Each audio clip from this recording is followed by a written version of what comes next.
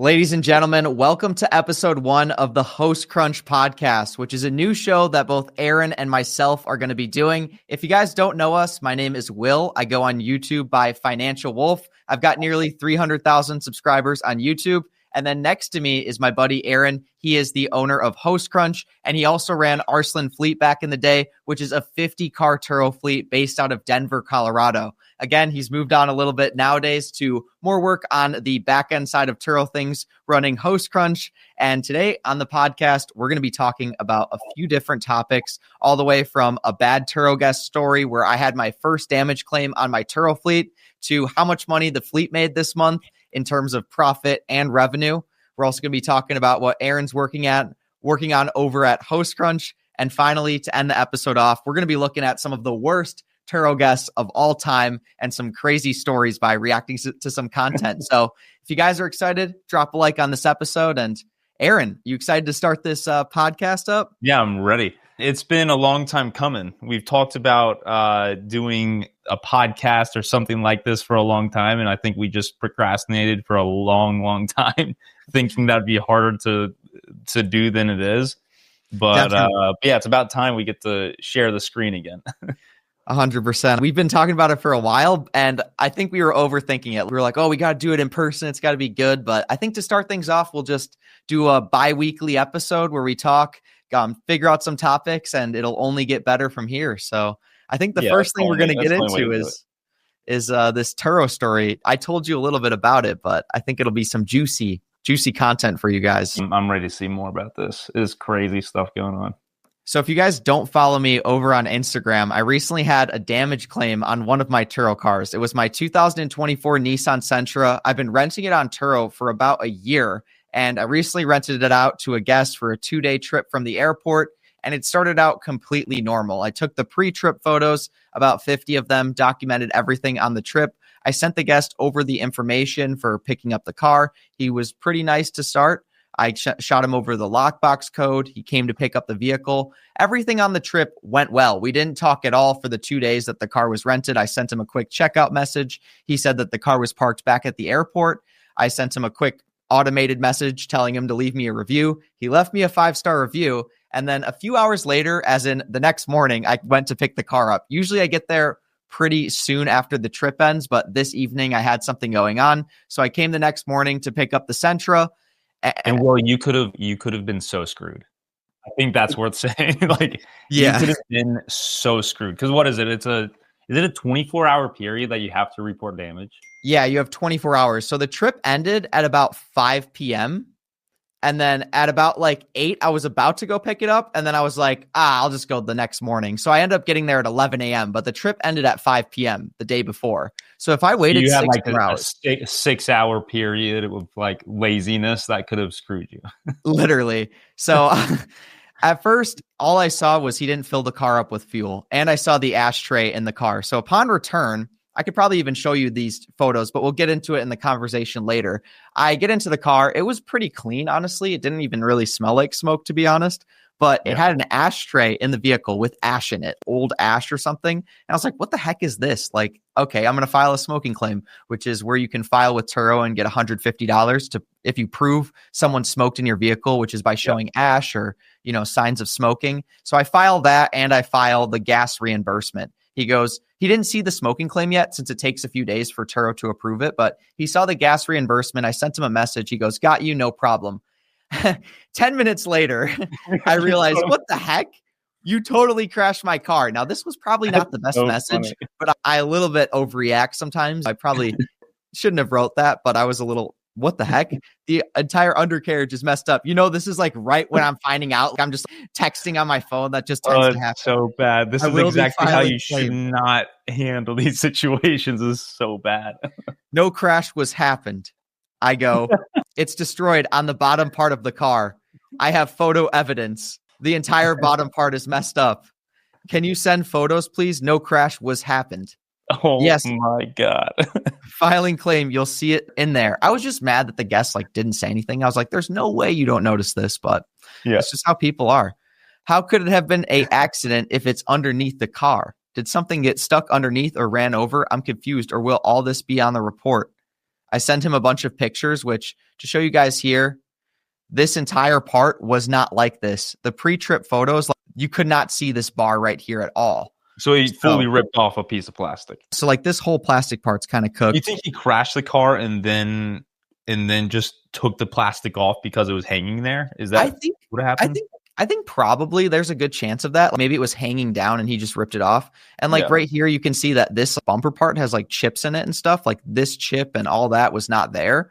So I sent him like some pretty clear photos showing that this part's just all cooked. You can see the bar right there, and that's not normal. So I was just sending him these pictures, and he goes, wow, that's insane. So how do I go about this? And something could have gotten stuck. I didn't have any car accidents. I had insurance. And I go, when someone gets the Turo insurance, it's the worst.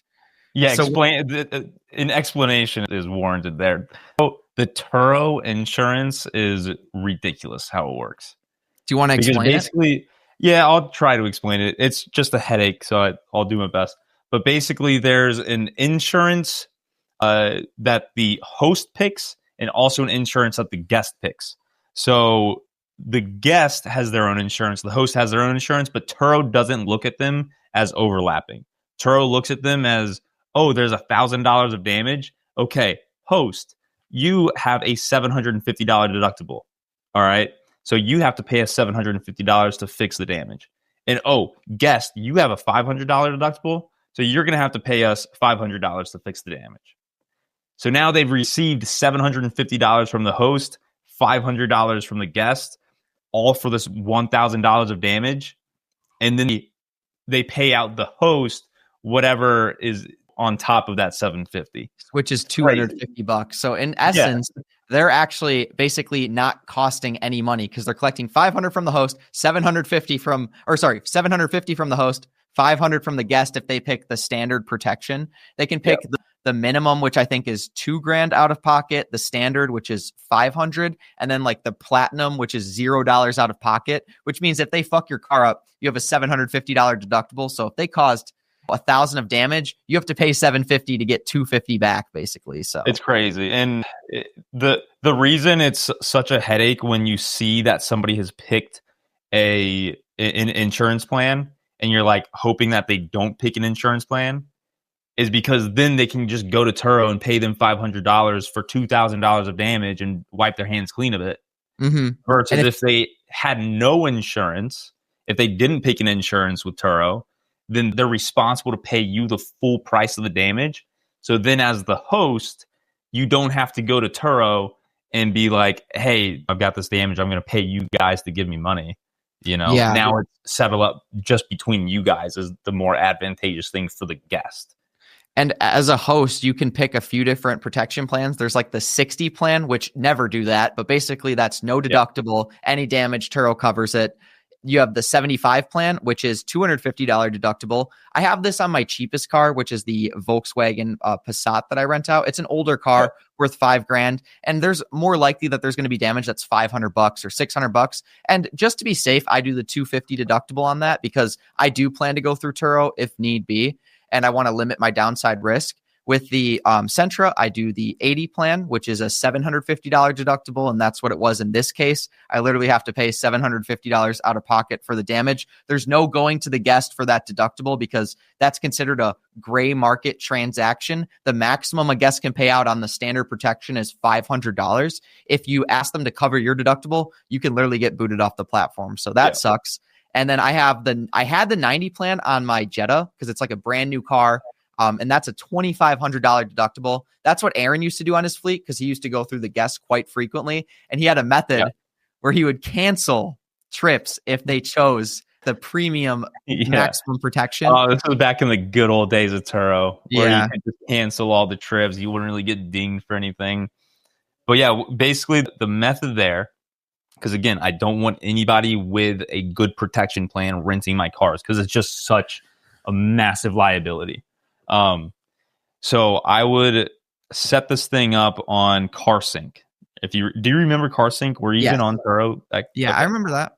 So CarSync was still around, which was like everybody's favorite thing for automating your fleet, sending messages, all this stuff.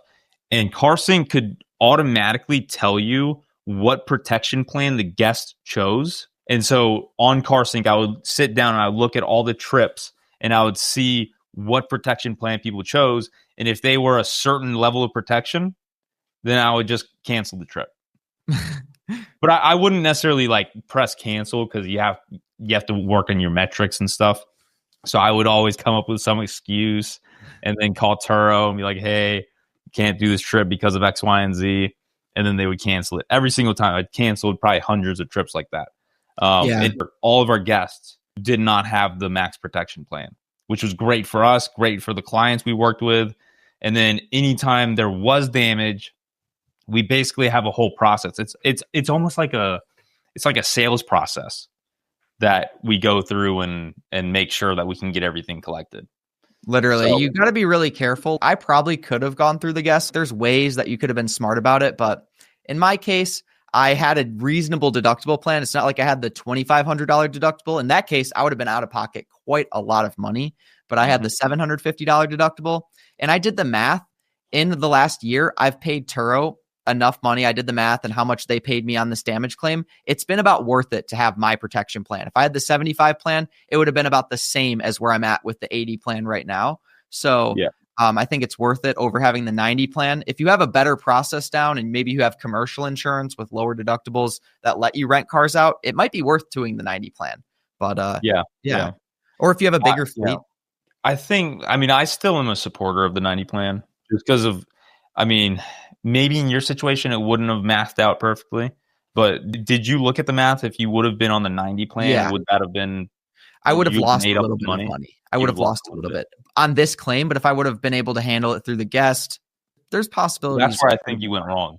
Because they could have had insurance. You don't know if they had. If he said he had insurance, I think by that he meant the Turo protection plan. But it's possible he meant other insurance, and he would have been down to do that. And in that case, I would have had no money out of pocket.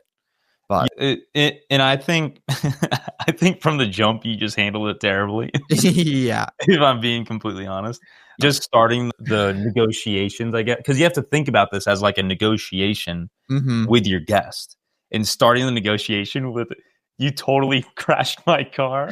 Well, as we keep going here, he goes, I had insurance, so what does that do? How can it just be said I had a car accident if I never had an accident in the car? This is crazy, man. Well, clearly some type of damage occurred because prior to the trip, the car's bumper and undercarriage was not damaged. There was never any car accident, though. I'm saying something could have gotten stuck underneath or ran over, but I didn't have any car accident. What do I need to do? And what all did my insurance cover? So I show him like a before and after picture, and I go, I filed a claim through Turo. So the Turo insurance has a deductible of $500. My Turo insurance has a $750 deductible. So likely we both pay $500, you, $750, me, and the amount above that will be covered by Turo. How do I pay? Will it be in the claim? Yes. Okay, sorry about this. I promise I didn't have any accidents in the car. I'm guessing something got stuck underneath. I'll take care of my end. There won't be any problem. Just keep me updated. Okay, will do. Good afternoon. I just paid my half of the claim. If you need anything else, please contact me. I'm sorry if this has caused you any setbacks or delays. Keep me posted for any more steps I would need to take. Thanks, Corey. I think it's all set. Car's getting fixed at the shop now. So at this point, we were chill. Like, he had a damage claim. I knew I had a $750 deductible. Sucks. But he goes, why am I getting charged for a smoker's fee now? So this is a few days later. Turo had approved my smoker's claim. He was not happy about it. I go, you left an ashtray in the car cup holder. The ashtray was already in the car. I don't smoke. What? Two question marks. Aaron, is that you with all those phone notifications? Yeah, let me silence it. You gotta silence your phones, buddy. And then I go, it was already inside of the car. I don't smoke.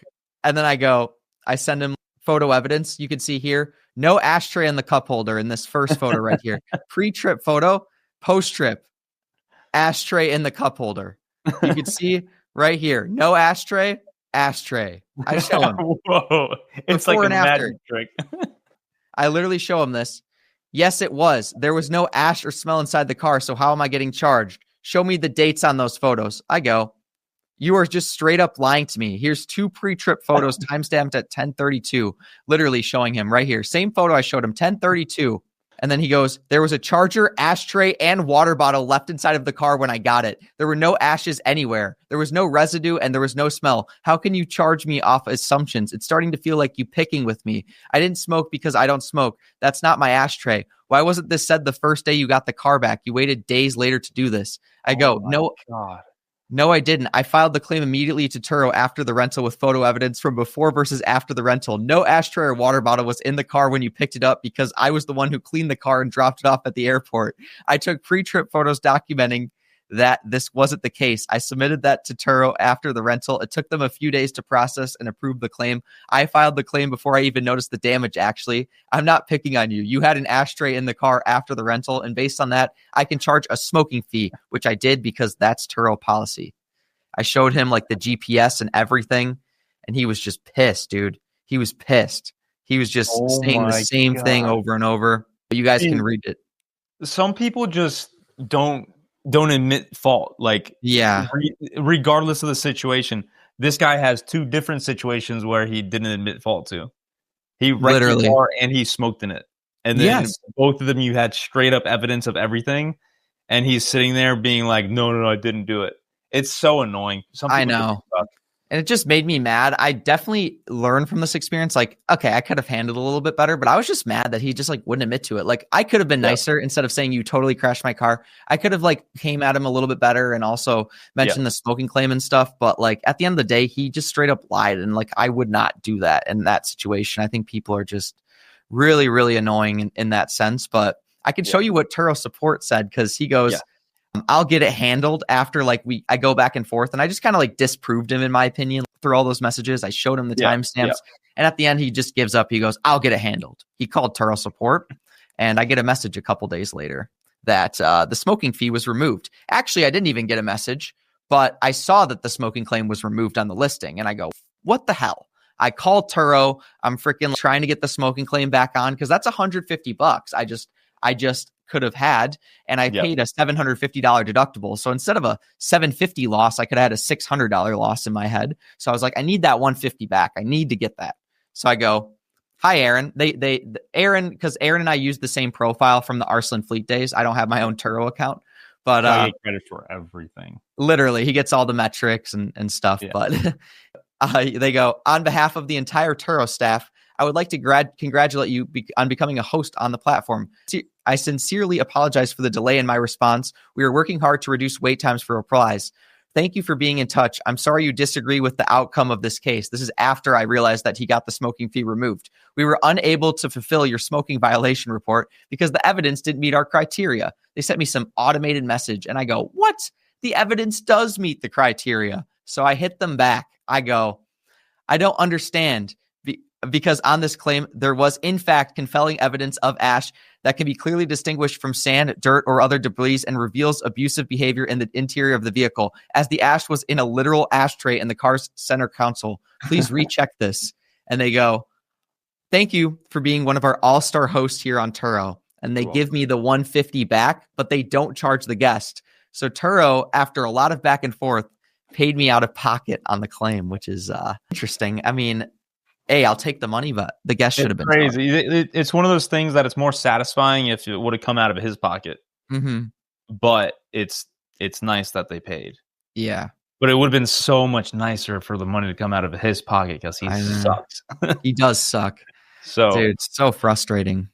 Oh, that's so annoying. Well, I will say props to you because a lot of Turo hosts, I feel like, don't emphasize the importance of the pre-trip photos. And if you did not have pre-trip photos for this trip, can you imagine how much of a nightmare that would have been? Bro, it would have been. I would have been cooked, and that's cooked.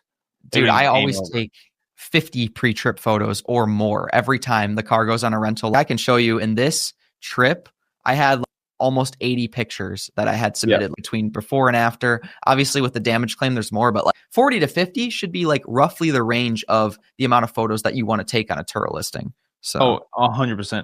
And I can admit this. With 50 cars that I was managing pretty much single-handedly in Denver, I definitely got lazy enough where I would let it slide sometimes. And that is one of the cardinal sins of being a Turo host. There's Yeah. no situation where you should not be taking those pictures, because that could literally wipe out all of your earnings on Turo. Literally. Just from one trip. If you go one trip, you don't have photos of the car, they total the car. Can you imagine? They total the car, and then you don't have evidence that the car wasn't totaled before. And they denied it. That'd be really hard to do if they totaled it. But if they didn't crash into anyone, there's no police involved. If you get Corey driving the car, and he's like, no, I didn't total the car was like that when I got there, there's literally no evidence. And then it's on you, and then you have a totaled car with no backing. So that's the sketchy thing about Turo. You have to do those pre-trips. So like you doing the pre-trips on this, it was so clutch. Yeah, and especially some people, like, you get pre-trips, but you miss something. You got to basically every trip. This is like my neighbors think I'm like a weirdo who cares about my cars a lot, like a OCD kind of guy, I'm sure, because they just see me in front of my house, like looking under the undercarriage. That's like my biggest fear, because I'm like, I got to make sure to take photos of this. And like every trip, I'm like looking under the undercarriage. And the one time I always check it, and I didn't check it right away, but like I do usually check it, especially before another trip. You got to be careful about that. So you saw it when you got out of the car and you were looking around? So like I went to fill it up at the gas station basically after, and I filed the reimbursement. I had it filled up. And then before I like walked back around to the driver's side to get into my car to like take it back to the house, because it was already pretty clean. I just had to like vacuum it at the house quick. And I look under the undercarriage, just like a normal inspection, looking everywhere. Yep. And I was like, oh shit, it's cooked down there. It was not like that. It's cracked. It's all this. And I immediately texted the guest. Jeez. Yeah. Yeah. So dang, so many people could have missed that because nobody's looking down there. I literally, like, what I'll do is I'll throw my camera on 0.5 and I'll literally walk around the car just tapping. A lot of people do that on the picture button, and then just try to get literally everything. And then that should have you covered. Yep. But well, on that note, let's get into the fleet profit on the month. So the revenue ended up being, this includes damage claim and reimbursements, everything, $6,557.58. So I made a spreadsheet. How much was the damage claim? How much? The damage claim was $3,081. And then they took out your deductible, right? Yep.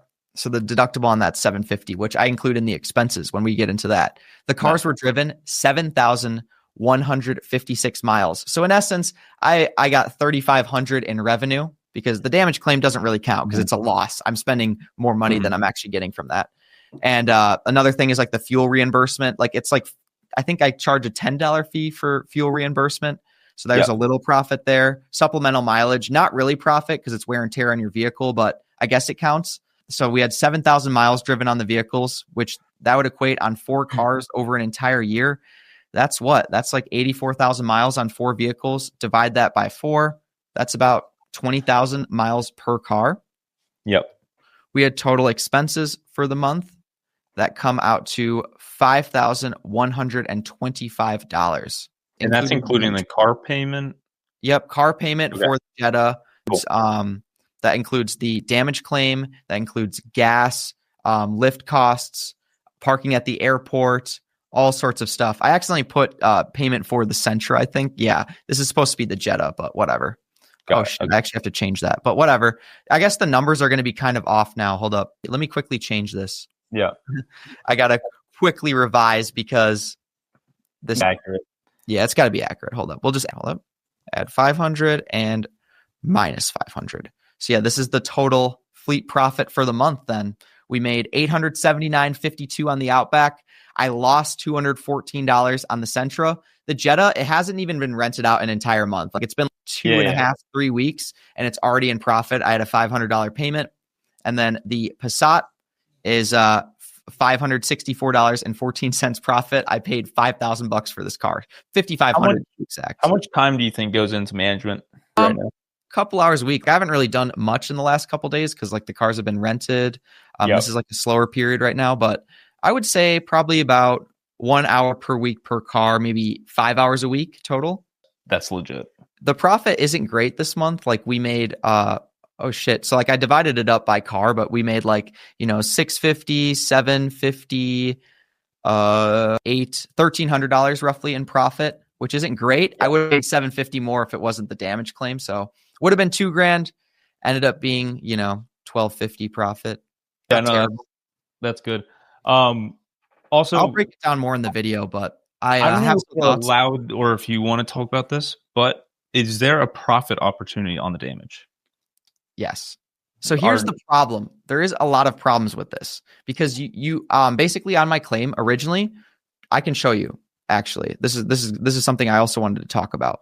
But pretty much on the damage claim, I had the opportunity to go based off Turo's initial assessment. And then if I would have bought cheap parts and fixed the car myself, I could have profited. But the problem is Turo's initial estimate wasn't very high. So you can see here, they initially only paid me $400. The initial estimate was $1,244 for the damage. With my $750 deductible, they only paid me out $480.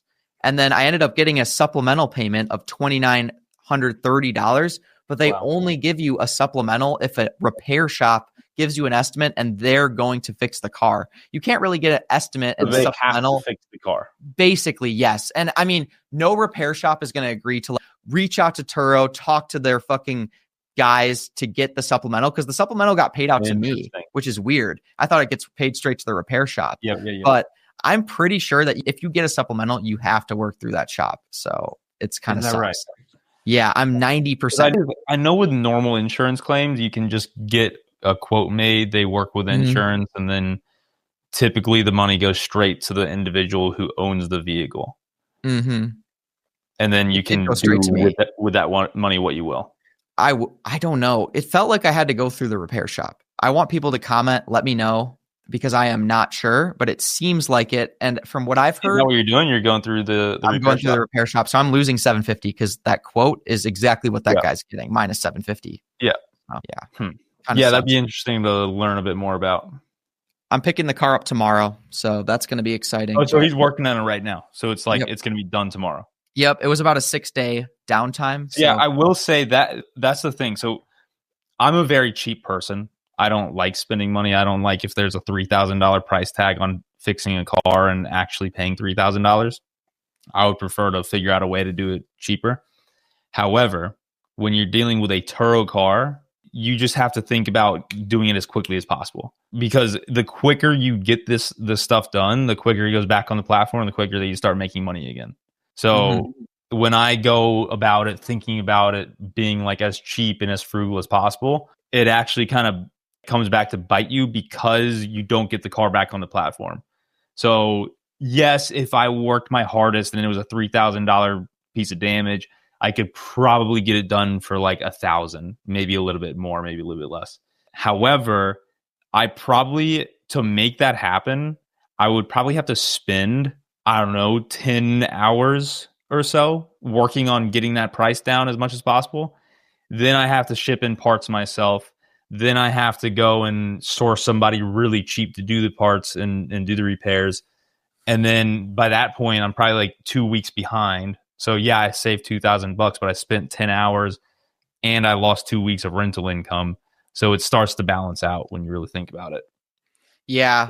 And I think it's easier to profit on smaller damage. I recently had a guest and it was before this claim ever happened on the same car, the Sentra, the mirror cover broke off. And I was an idiot because I was on a trip. I was filming a video somewhere and I wasn't able to get the car from the airport within 24 hours. I do not do that anymore. That was a big mistake. It could have been bad. The mirror was broken on the car when I come to pick it up. I tried filing a claim, but it was 2-3 days later because I was gone on a trip and the car was at the airport. It was one of the only times that happened. And it's very likely the damage could have happened while it was sitting at the airport. That mirror cover could have broken off easily. And I bought a new part for $20 and I put it on. But if I would have noticed that within 24 hours, I probably could have gotten $100 from the guest, profited $80 on that repair, just ordered a quick part, snapped it in. I bought it off eBay. It was an OEM part maybe or aftermarket, but it looks perfect. It's just one cover for a car. No one will know.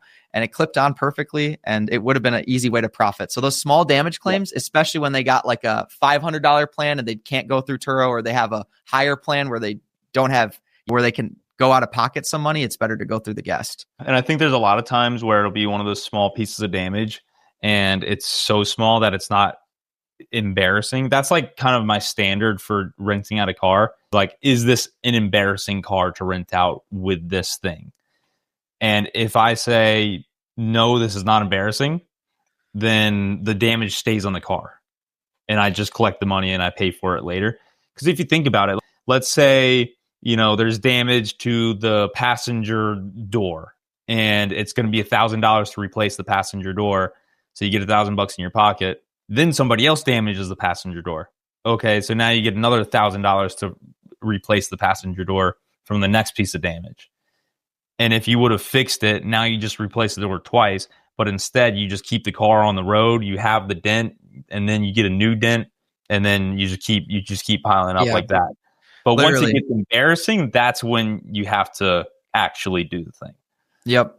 No, 100%. I don't disagree. I definitely don't disagree there. Like, the Subaru still has a broken mirror. That's $100-something part. I just haven't been wanting to pay for it, and no one cares. Like, the mirror still works itself. It's just the back cover that's off. And on that one, it's like snapped, so you have to buy a whole new mirror, get it installed. That's a couple $100 repair. Unfortunately, I bought the car like that, so it's not like it was damaged on a trip or anything, but I just haven't fixed it because I just tell the guests, oh, this happened on a previous rental, but since it still works, like, I hope it's fine. A few people have messaged me, but one person what I'm trying to push you to do is set up an automated message to say, hey, I'm so sorry, but the previous guest brought the car back with damage on the mirror. And then you could just automatically get that out of the way. And then everybody can be like, oh, it's okay. Don't worry about it. Cool. But that's kind of something that you could throw in there and just to like ease people's minds. 100%. Yeah. So do you want to talk a little bit about Host Crunch? Let's do it. Yeah. So basically after when I was working on all this, the Arslan fleet stuff, getting 50 vehicles managed on behalf of other people, the most annoying thing to deal with was tracking every single dollar that was spent and understanding how much to pay everybody out. So that's the main issue that made me think, okay, there needs to be a system for this, right? So that's something that most Turo hosts that you talk to, you're really good about your financials, probably also because you have a YouTube channel where you want to show everything and be very diligent. But your average Turo host, if you ask them how much they truly made on a car in a given month, they're not going to have an answer. Yeah. They're not going to know. So Host Crunch is kind of my way of fixing that. So what I'll do, I'm going to share a link with you. Now, Host Crunch is still kind of in its, I'll call it its beta stage. So we still need some updates on everything, but this will be a sneak peek of the current version of it, the current form of Host Crunch. So here, I'm going to go ahead and share just so that you can control this. Where can I send you? Okay, here we go. All right, so go ahead and open this on your end, and then you can share screen. Where is it? Do you see it? So it's in the StreamYard. Oh, my bad. Yeah. I'm an idiot. Yeah, you're good. Cool. Where is it? I don't see it. I just put it in the chat. There should be a studio chat in StreamYard. I don't see it. I'll text it to you. Hold up. Text it to me. 1 second. Cut this out, editor. Yeah. Oh, private chat. I see it. Nice. Okay. Just say the texted link thing again. So, yeah, I just texted you the link, so you should be able to open that. There it is. Yep. Cool. I see it right here. So I believe we had already put a few of your cars in here. Yes. Pretty much how it works is you upload your CVV file on Turo, which you get by just literally all you have to do is you go over to your earnings tab on Turo and you want to go ahead and do that real quick? So what you have to do is hold up. I just have to. And then fingers crossed that this works well because we're in the development stage, of course. So pretty much all you have to do is you have to download your CVV file on Turo. You're going to go over to this earnings section, download the CVV. Then when you're over here, you're going to, oh, shit. I have so many things open. Once you have your CVV file, oh no. It's a CSV, whatever. You're going to take it. And you're going to go right here. I think we need to update the drag and drop. Yeah, go ahead and do that. Revving those engines. Hold up. Fuck, I have so many tabs open. There we go. Nice. So now, the first thing you do is you basically upload your Turo CVV file, which you can get by going over to your earnings tab right here, clicking download. And then once that's done, you guys can see down here, all my cars are listed. I have one expense that I already just practiced listing, but do you want to explain now, Aaron? Yeah. So basically, once you've put that in, if you go over, let's start with clients. So go ahead and click on clients. So right now we've got the financial wolf. So that's you. And we've got me as like your practice client. And so essentially what we've done is we now imported clients. A client is somebody who owns a vehicle that you manage. Okay. So then go ahead and click on vehicles. So under vehicles, you're going to see all of the cars that were just imported into the account. All right. So go ahead and click on so you can see if you click that drop down where it says my name, this is how you assign a client directly to the vehicle, right? So you're either assigning me as your client or you're assigning yourself as the owner of this car. If you own all the cars, then cool. We have it set up so that you can just automatically be the owner of every single car. Yep. So as a test for co-hosting, we put Aaron for the Subaru, and you could see on the editing, you can add like information about the car, any documents or photos. I didn't put that in yet, but that's another really like nice thing you could do. Original condition of the vehicle when you first got the car from the person. If you want to document anything from the client, that's probably good to do. Exactly. And then head over to clients again for me. So right here, if you drop down our names, so just like click on your name so it drops down or my name. Yeah. So you can see the cars that are owned by each of us, right? So you got Will Centro owned by you, and then under me, it should be the Subaru. If you go ahead and you click on splits, so this is for you, everything should be 100%, right? Because you're receiving 100% of every single dollar that comes in for this car. And with Turo, there are so many little things that need to be split up. And if you're managing on behalf of somebody else, say like your friend or your mom or your dad gives you a car to manage, every single thing that you see right here has to be split up somehow between you and the client. All right. So if you go to me, it'll be more applicable for the example. Go to me and then hit splits. So right now, for example, if we decided, all right, you're going to pay me 30% of the trip price, you can adjust this slider so that the trip price shows that I would get 70%, you would get 30% as the host. And then delivery, let's say, you got 100% of delivery. So now you can say, adjust that to 0, right? So now you can see client gets 0, host gets 100, extra 0. And that's probably enough for the example.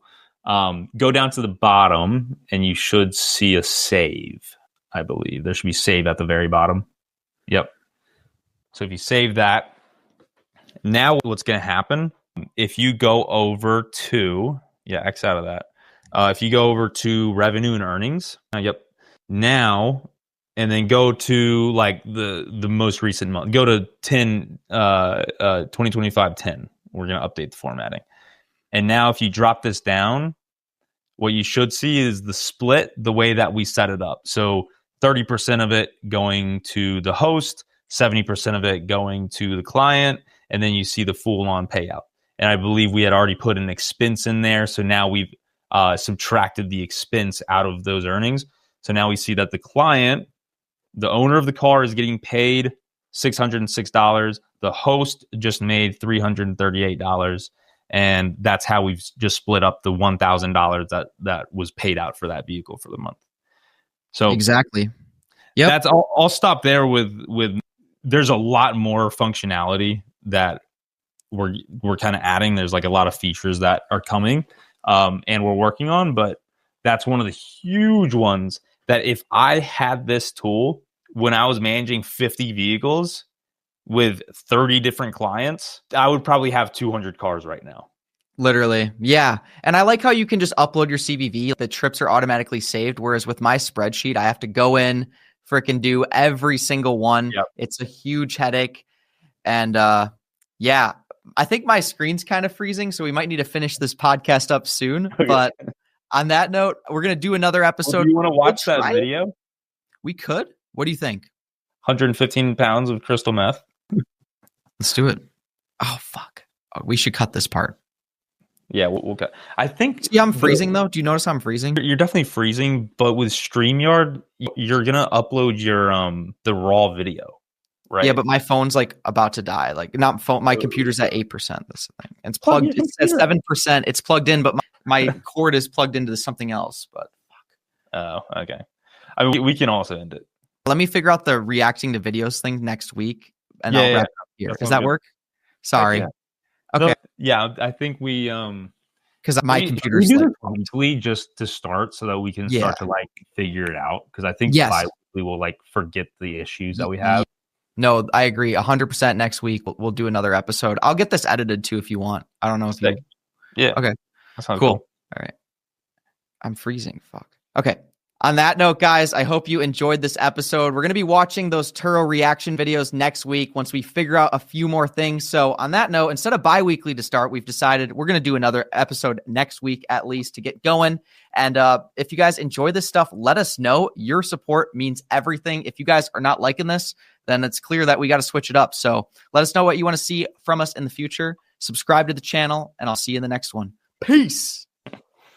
Sick. Free audio post-production by alphonic.com.